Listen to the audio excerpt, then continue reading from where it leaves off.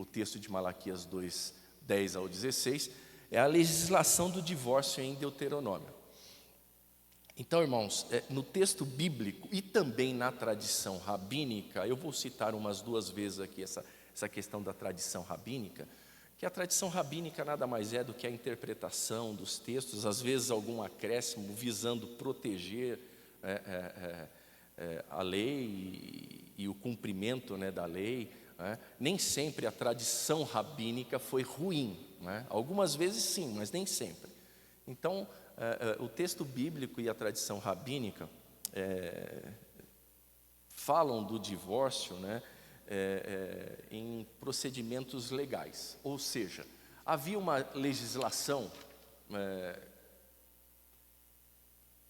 dada por Deus para tratar desse negócio aí, não é? A gente sabe disso. Lá em Deuteronômio capítulo 24 fala sobre essa regulamentação desse problema da separação e do divórcio, né? E essa legislação, ela mostra que o divórcio era regulado e que as consequências sociais, principalmente para as mulheres, elas eram profundas. Amém, irmãos? É muito diferente da nossa realidade, não é? Por exemplo, na nossa realidade, às vezes, um divórcio, em se tratando de questões socioeconômicas dentro do lar, às vezes a esposa trabalha, tem a sua vida resolvida financeiramente, e isso não vai abalar financeiramente o seu sustento, não é? Isso é comum que aconteça na sociedade como um todo, não estou falando isso é igreja, comunidade igreja. Mas lá, principalmente naquele período em que eles retornam do cativeiro, esse negócio de separação, de divórcio, isso era complicado para as mulheres, não é? Da sociedade judaica, né? Então, isso influenciava, de certa forma, a saúde financeira e sustentável da mulher, né? Da mulher. Então, o profeta ele está denunciando aqui justamente esse ato, não é? O que o profeta Malaquias está dizendo aqui, não é só uma queixa moral, não é? O que ele está apontando aqui, de fato, é a violação grave da ordem social, e eu diria jurídica e religiosa também, não é? Está tudo aí atrapalhando o processo. E é justamente esse negócio aí de casamento misto, de separação, de divórcio, de traição, não é? Esse é um outro ponto, a legislação. E o terceiro ponto da cultura judaica, que vai assim dar um pouco de clareza ao assunto aqui, é esse simbolismo aqui do texto que fala de um só corpo, uma só carne, de 2 Deus fazer um só, não é? Essa ideia bíblica do casamento como uma só carne, ela é inicial já quando da união do homem e da mulher. Lá em Gênesis capítulo 2, versículos 24, Deus já estabelece isso já bem no princípio das coisas, não é? Então, e essa ideia de uma só carne, ela é expressa aqui pelo Malaquias. Ele deixa claro que o casamento é a imagem da fidelidade de Deus ao seu povo, não é? Rasgar essa união, quebrar essa união, equivale a profanar o sinal do compromisso divino. O Malaquias entende aqui que o casamento, irmãos, é algo sagrado. Amém? Sagrado.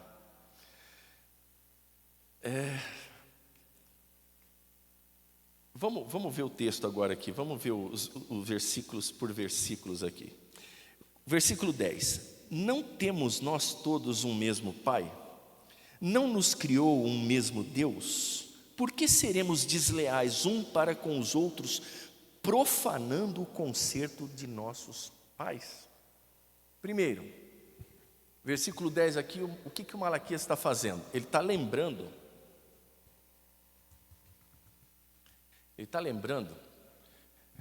da origem comum do povo. Ele está dizendo assim, olha, Deus não é pai de nós todos? Ele está fazendo essa lembrança, né?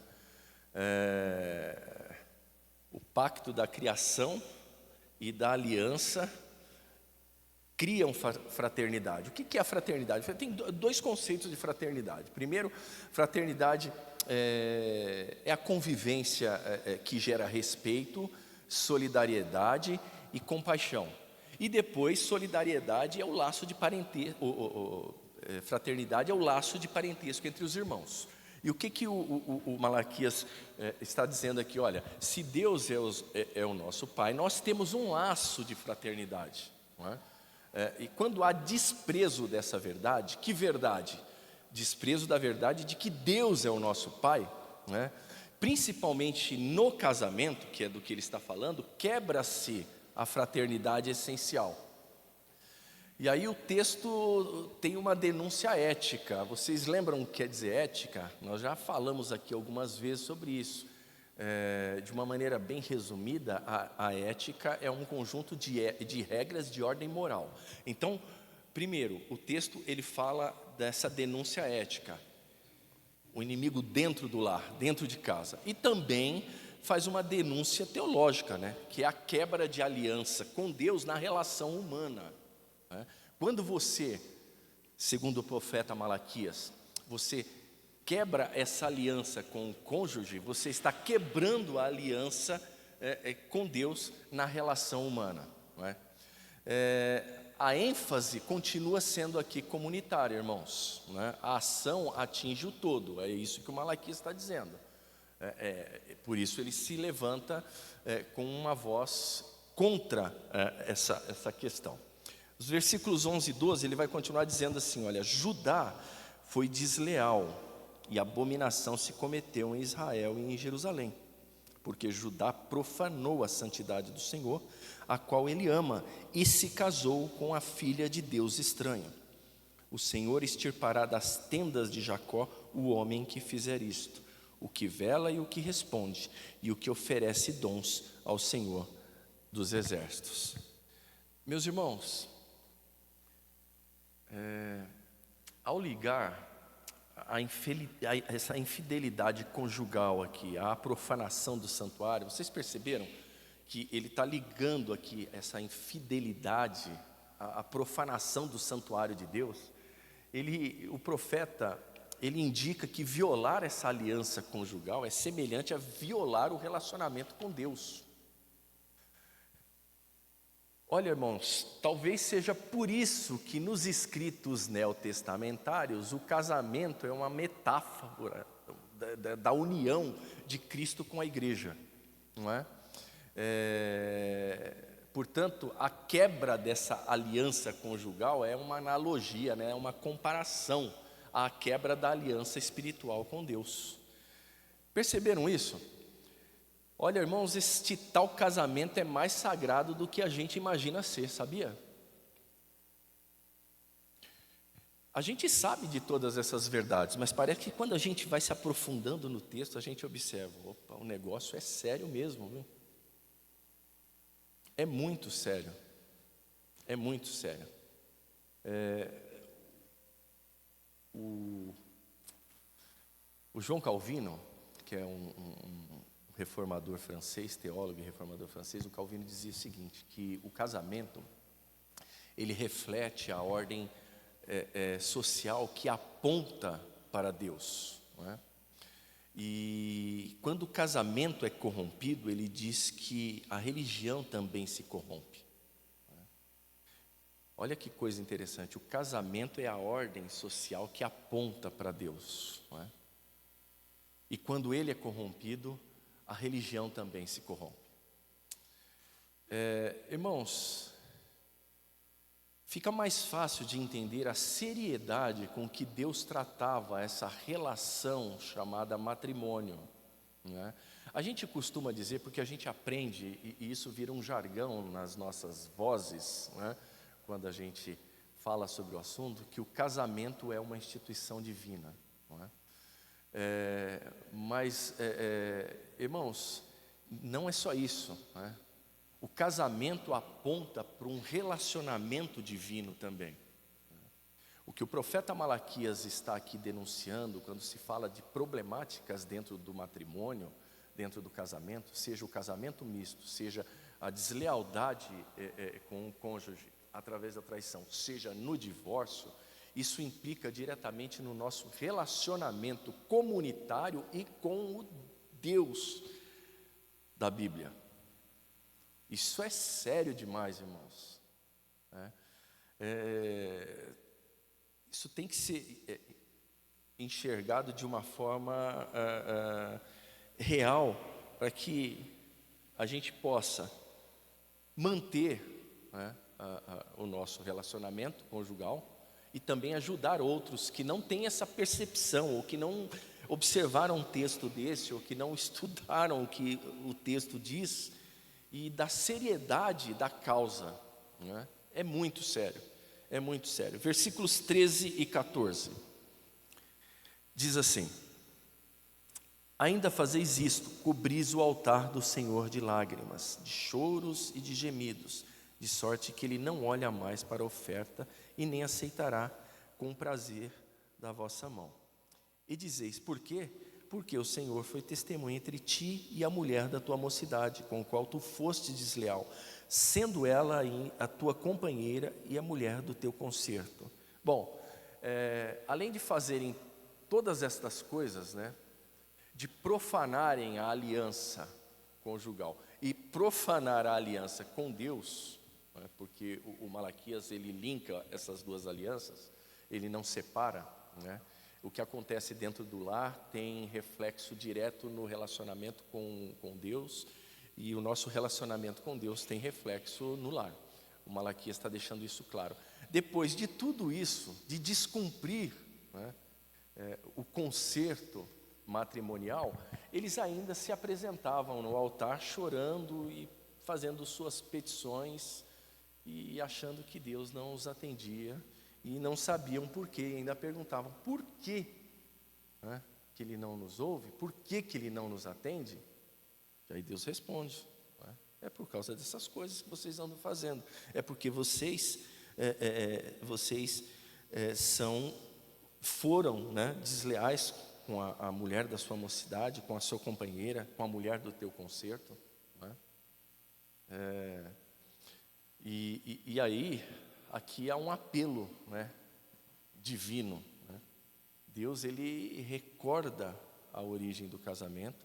O texto enfatiza que o casamento foi constituído por Deus e que o rompimento, seja por infidelidade ou qualquer outro interesse, ele é contrário à ordem divina. A linguagem lembra a crítica de Jesus contra o divórcio fácil, não é? Eu não quero entrar na questão do divórcio em si, mesmo porque acho que lá em Mateus capítulo 5, versículos 31 em diante, acho que o pastor Nenê falou sobre esse assunto quando nós estudávamos o Sermão do Monte, não é? A respeito do adultério e do divórcio. E justamente nesse texto fica muito claro, né? Se vocês quiserem marcar para relembrar em casa, Mateus 5, do 31 em diante, fica muito claro que Jesus também critica, não é? O divórcio fácil. Por qualquer motivo você romper, né, a aliança matrimonial, não é? Bom, vamos lá, continuando aqui. 15 e 16.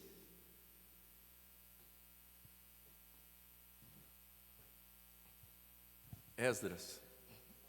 Não, pode falar aí, Nenê. Vamos lá.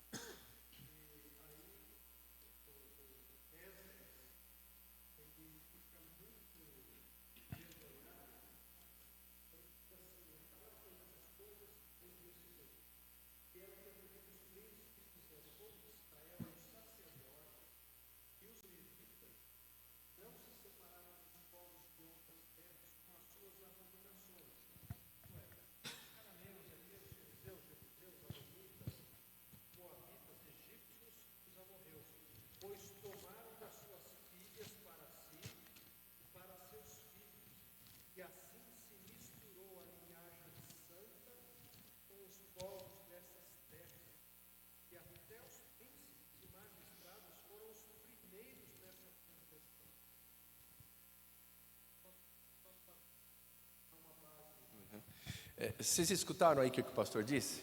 O texto de Esdras 9, né? Uma outra palavra contrária a essa questão dos casamentos mistos, né? Desse tipo de aliança com povos estranhos, com deuses estranhos, que refletia diretamente, né, no relacionamento deles com Deus, não é, irmãos? Isso é lógico, né? Isso a gente sabe até por ver, né? Por vivenciar a prática, né? Essa questão de casamento misto é muito complicado, viu, irmãos? Isso é muito complicado, né? Isso sempre foi rejeitado por Deus, né? Não porque Deus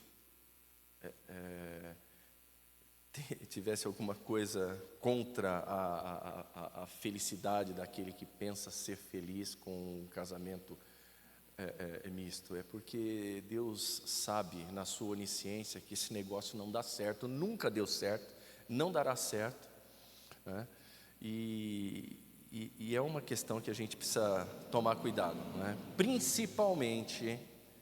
Principalmente nas nossas comunidades, na nossa comunidade, né? Na orientação dos jovens, né? Principalmente, porque, como eu disse aos irmãos, o princípio divino, ele não muda, né?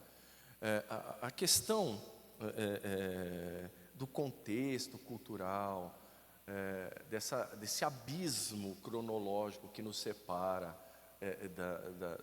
dos povos daquele tempo, né?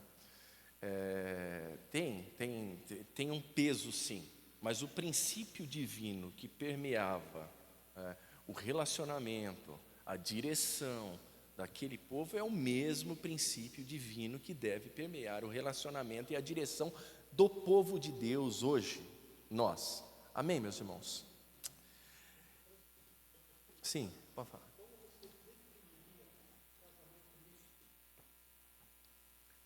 Hoje?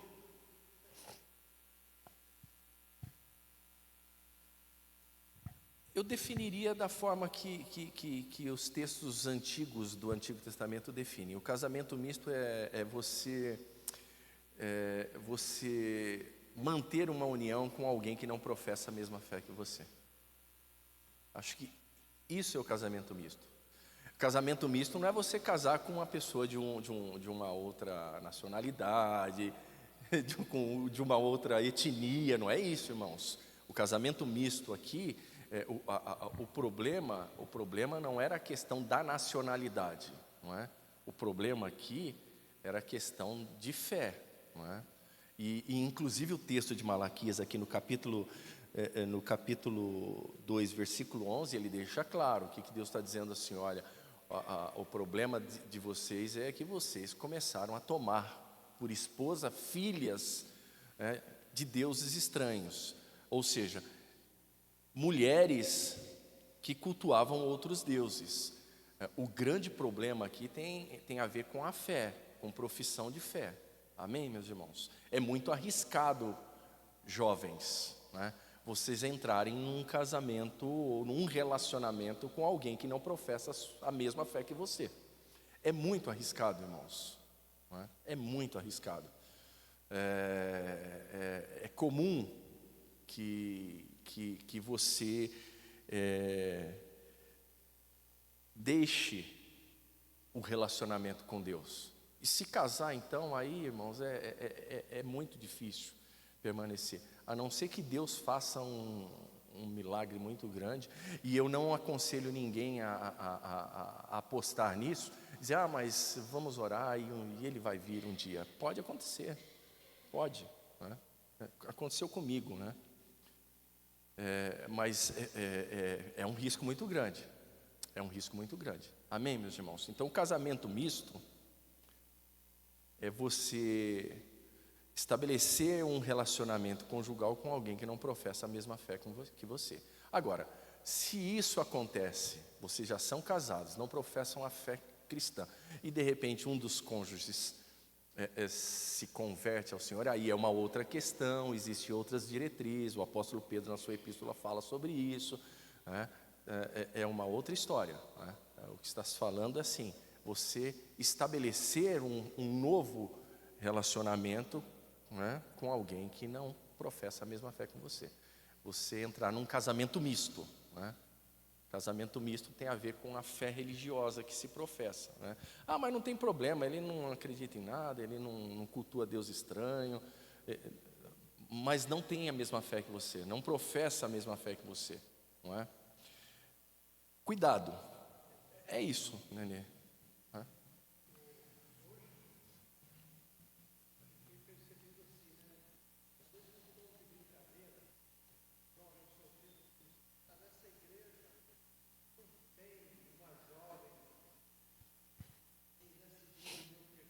Sim.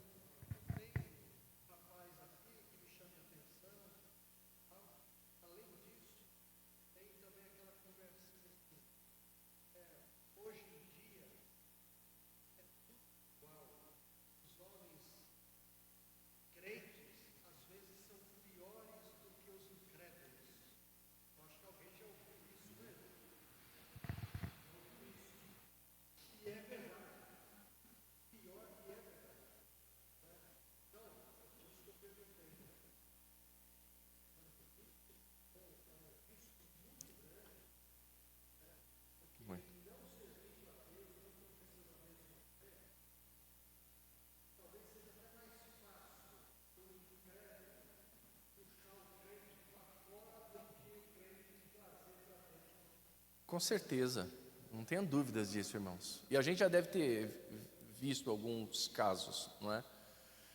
A respeito disso, não é? Não tenha dúvidas disso.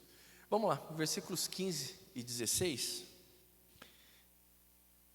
Diz assim a palavra do Senhor: E não fez ele somente um, sobejando-lhe espírito? E por que somente um? Ele buscava uma semente de piedosos.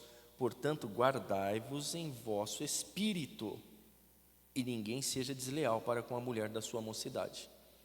Porque o Senhor Deus de Israel diz que aborrece o repúdio, algumas traduções, o divórcio. E esse aborrece, em algumas traduções, está dizendo odeia, não é? E aquele que encobre a violência com o seu vestido, diz o Senhor dos Exércitos. Portanto, guardai-vos em vosso espírito, mais uma vez aí, e não sejais desleal, não sejais desleais, né? Versículo 17 tem a ver com a próxima semana, então vai continuar com o capítulo 3. Bom, irmãos, Malaquias ele está concluindo aqui, e ele está dizendo o seguinte: que Deus abomina o divórcio. Se não me falha a memória, a Almeida Revista e Corrigida, a tradução da Almeida Revista e Corrigida diz que Deus odeia o divórcio, abomina o repúdio, odeia o divórcio, é a mesma coisa, né?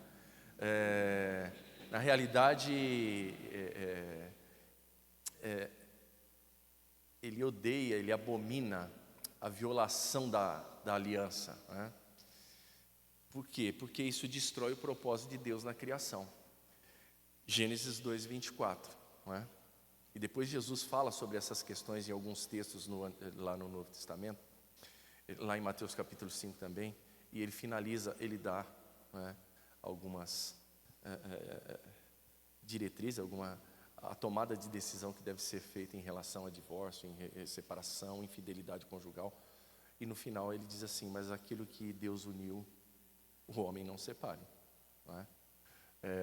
E ele até aponta para a ideia de que Moisés só permitiu, ele regulou, né, essa questão do divórcio por causa da dureza do coração humano, não é? O coração humano continua sendo duro, não é? Então, às vezes, infelizmente, é o caminho, não é? Não que seja a vontade de Deus, não é essa, mas acontece, tá? Então, tem uma frasezinha aqui nesses dois textos que nós lemos aqui, principalmente aqui no capítulo 16, que é: guardai-vos em vosso espírito. O espírito está com letra minúscula, está falando da gente, o espírito, não é? Isso aponta para a fidelidade interna. Isso é problema e responsabilidade nossa, que Deus está dizendo aqui: olha, tente vocês, se resolvam aí e vivam uma vida sem se separar, não é? Isso é coisa que tem a ver com vocês. É vocês que têm que tomar essa atitude, essa responsabilidade. É vocês que têm que dar o passo. Guardai-vos em vosso espírito.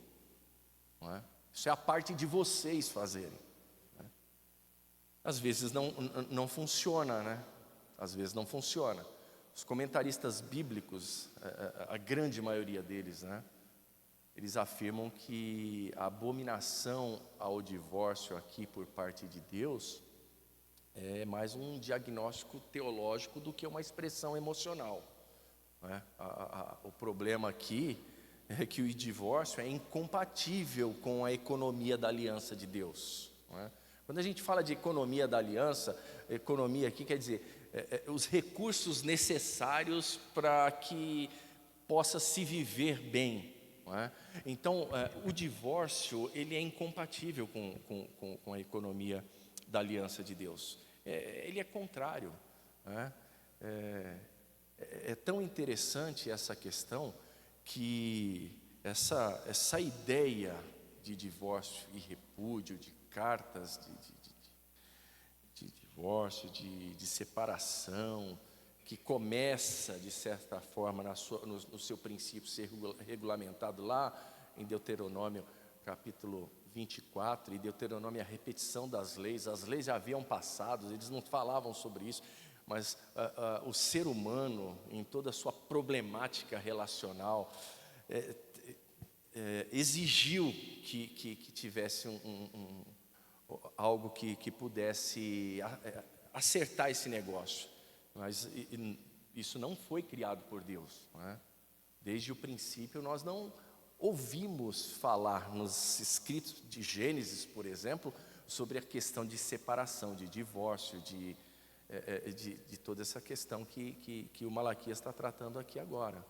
Isso acontece depois, não é? Depois da entrada do pecado, esses problemas vão surgindo depois, e aí é necessário se tratar da questão. Não dá para jogar debaixo do tapete, então tem que ter algumas leis que regulamentem isso. Não que Deus desejasse que isso acontecesse, mas aconteceu. Bom, para a gente encerrar aqui, eu quero concluir, mas vamos falar um pouquinho rápido aqui só sobre a perspectiva judaica. Não só a perspectiva judaica, mas também dos rabinos, né, a rabínica, sobre a questão do divórcio. Né? Primeiro que eu volto de novo a falar sobre a tradição bíblica e a tradição rabínica, ela aceita a possibilidade do divórcio em certas ocasiões. Não é? O problema que o profeta denuncia aqui não é o ato legal, né? Um divórcio legal, se é que a gente pode falar, porque está regulamentado, então não tem legalidade. Pode acontecer? Pode. Mas o que o Malaquias ele está sendo usado por Deus para denunciar é essa prática que viola o espírito da lei. Não é? Qual que é essa prática que viola o espírito da lei? Que fica claro: o abandono, a injustiça contra a esposa, os casamentos mistos, como foi falado aqui, que comprometem, né, Esdras deixa claro, que comprometem a identidade do povo de Deus. Então, essas coisas que o Malaquias está denunciando aqui, esse era o problema deles. Não é? E problemas que também podem ser nossos, né? Problemas que também podem ser nossos, né? Os rabinos, não é? Eles desenvolveram proteções, procedimentos que mostram a seriedade com que o casamento e a dissolução dele foram tratados, né? Sempre pensando nisso, né? Isso era um problema que precisava ser sanado, era uma dificuldade que eles tinham que precisava ser corrigida, porque isso estava atrapalhando o testemunho deles, né? A priori, e o relacionamento deles com Deus, porque Deus não está os ouvindo, Deus não está se relacionando com eles, Deus não está recebendo aquilo que eles tinham para dar, justamente por causa dessas questões, não é? questões que a gente pensa são questões corriqueiras do ser humano, acontece do dia a dia, da vida, isso, né? Mas não desagrada a Deus, né? Essencialmente desagrada ao Senhor e mancha a comunidade. Amém, meus irmãos? Eu estava lendo alguma coisa sobre isso, e eu peguei aqui duas falas de duas pessoas importantes da história. Eu acho que cabe, né, a gente prestar atenção aqui no que eles falam, né? Alguns pensadores cristãos que interpretaram esse problema do divórcio e falaram a respeito deles. E aí eu peguei dois representantes, historicamente falando, da igreja, né? Um da patrística, né? Que um dos pais da igreja, né? Que quando a gente fala de patrística, são os primeiros teólogos, né? Os primeiros estudiosos, pensadores cristãos do primeiro século, né? Da igreja. E um representante da reforma, né? O da patrística, aqui um dos pais da igreja é o Augustinho, né? Também conhecido como Augustinho de Hipona, bispo da igreja de Hipona, não é? O Augustinho, ele defende que o casamento é uma união sagrada, não é? E que a dissolução do mesmo é permitida apenas pela morte. Olha, esse homem tem gabarito para falar o que está falando, hein? Né? Ele aceita que, por exemplo, que o adultério possa levar à separação, porque, segundo Agostinho, ele diz: eu encontro viés nas Escrituras que dizem isso. Ele não se omite a esta verdade, mas ele diz que é sempre muito cauteloso quando vai falar sobre a permissão de uma nova união, enquanto o cônjuge separado ainda permanece vivo. Ele falou: eu não vejo possibilidades bíblicas para que isso aconteça, não é? Aí ele diz assim: embora, olha que a gente está falando de alguém que lá no quarto, quinto século da nossa era cristã, né? Ele diz: embora a comunidade cristã tenha sempre dado um jeito de fazer a sua vontade em detrimento da vontade de Deus. É Agostinho que está dizendo. Isso lá nos meados dos anos 400 da nossa era. Que dirá em 2025, né, irmãos? Essa é a posição do Agostinho, né? Então, a sua ênfase é na ordem moral, né? Que sustenta a sociedade cristã. Essa é a preocupação do Agostinho. Eu peguei o Agostinho porque eu gosto do pensamento augustiniano, e eu acho que, sim, é muito bíblico na sua maneira de expor. E peguei um outro representante histórico da igreja aqui, que é um reformador também, o Calvino, né? O Calvino, ele diz assim, quando ele interpreta Malaquias, ele interpreta Malaquias como uma denúncia da profanação da aliança. Para o Calvino, a aliança, o casamento é uma instituição divinamente ordenada, ele diz, né? Ele fala que esse casamento, essa instituição divinamente ordenada, ela deve refletir a justiça e a piedade dentro do lar para fora, não é? E ele diz que o casamento é um poderoso testemunho para o não crente. Olha que coisa, irmãos. O contrário também vale, não é? Se é um mau casamento, é um mau testemunho para o não crente, não é? E ele reconhece que a lei mosaica, a lei lá de Moisés, ela regulamentava o divórcio, mas ele insiste, o Calvino, ele diz assim: olha, eu insisto na providência divina que idealiza a permanência e a fidelidade no matrimônio. Ele diz assim: tem uma regulamentação, é bíblico, mas eu insisto que vocês recorram a Deus, não é? E permaneçam em fidelidade no matrimônio. Irmãos, as vozes são sempre a favor desta verdade aqui, que o Malaquias está dizendo e está confrontando os seus contemporâneos, não é? Isso não é nenhuma novidade para nós cristãos, não é? Nós sabemos dessas verdades, não é? O profeta Malaquias aqui, o que ele faz? Ele liga a prática conjugal à justiça social, não é? Então, abandonar a esposa, isso, é lógico, frequentemente implica em injustiça, seja lá há 450 anos antes de Cristo, aqui no período de Malaquias, como no ano de 2025, não é? E não só isso, a quebra, né, da promessa comunitária, isso também tem esse reflexo. Então, a tradição judaica, ela desenvolveu aí práticas para proteger a mulher, mas as realidades da época podiam tornar o divórcio devastador para a família e para a mulher, não é?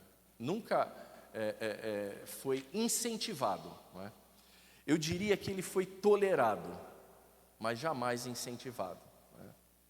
Ninguém abre a Bíblia e diz assim, olha, mas aqui está dizendo que nesse caso pode, então vamos partir para esse negócio aqui mesmo, vai? Cada um para o seu lado, melhor. Não é? Não é esse o desejo de Deus, irmãos. Não é esse o desejo de Deus. Acreditem nisso, de verdade, irmãos. Ainda que vivamos numa sociedade totalmente permissiva, né? Eu estou dizendo numa sociedade, não numa comunidade, né? Nós não estamos dentro dessa sociedade, mas somos uma comunidade à parte. Amém, meus irmãos? As leis que nos regem são outras. Amém? As leis que nos regem são outras, não é? Então, encerrando aqui, segundo o Malaquias, a fidelidade, ela é tanto externa como interna. Malaquias chama isso de a fidelidade do espírito, né? Esse negócio de guardar o seu espírito. Não é apenas o cumprimento da lei, irmãos. Não é apenas o cumprimento da lei, mas é a transformação do coração. Esse é o tipo de fidelidade que Deus quer. Amém? Transformação do coração, não é? Não adianta nós cumprirmos Deuteronômio 24, porque tem regulamentação de divórcio, e aí a gente vai para cumprimos a lei. Não é o desejo de Deus isso. O desejo de Deus é a transformação do coração. Amém? O desejo de Deus é que aquilo que Ele uniu, que homem nenhum separe. Homem nenhum separe, não é? Meus irmãos, Malaquias 2, do 10 ao 16 aqui, não é apenas um texto sobre regras matrimoniais. Vocês perceberam isso? O texto de Malaquias 2, 10 ao 16 aqui é uma convocação para restaurar a imagem de Deus que se reflete nas relações humanas. Que relações são essas? O matrimônio. Amém? Depois de hoje ninguém mais vai se separar. Quem ouviu isso? A não ser que seja um desobediente contumaz da palavra de Deus. Aí também é outra coisa. O problema é maior do que você imagina, não é? É maior do que você imagina. Restaurar a imagem de Deus que se reflete nas relações humanas. O casamento é a relação humana que expressa a imagem de Deus para a sociedade. Irmãos, Deus formou de dois um só através do casamento. Não é isso que a Bíblia diz? Isso é Bíblia, amém? Quando a aliança é quebrada, a instituição divina, ela é profanada e famílias são destruídas. Sabemos disso, porque vivenciamos isso no dia a dia da sociedade em que estamos. Amém? Seja um propagador desta verdade, irmãos. Todas as vezes que Deus colocar casais aí no seu caminho, propaguem essa verdade. Amém? Você estará fazendo e prestando um grande serviço para o reino de Deus. Saiba disso. Aleluias. Amém? O Malaquias é brabo, viu, irmão? Esse Malaquias é brabo. Vamos orar? Vamos orar? Pastor, alguma consideração aí?